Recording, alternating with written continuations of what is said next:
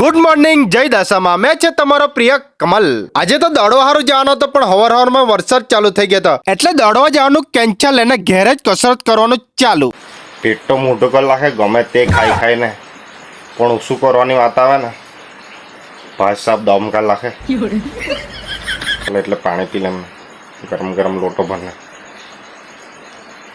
પછી મેં નીકળી ગયા પોપટલાલ ની જેમ છત્રી લઈને દૂધ લેવા. રસ્તામાં મળી ગયા મને કુલીન પટેલ ના. આતા ભાઈ સામે ફોર વ્હીલર બહેને દૂધ લેવા ગયો.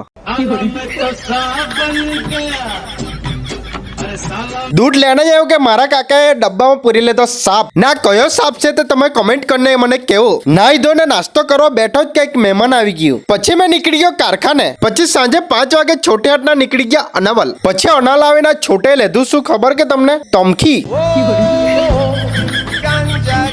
પછી નીકળી ગયા અમે ઘેરે. પછી ઘેરે આવીને લોઠીંગા લોકો ખાવાના થઈ ગયા કોટલેસ. તો અમે નીકળી ગયા અમારા જ ગામમાં કોસ ગામમાં કોટલેસ ખાવા.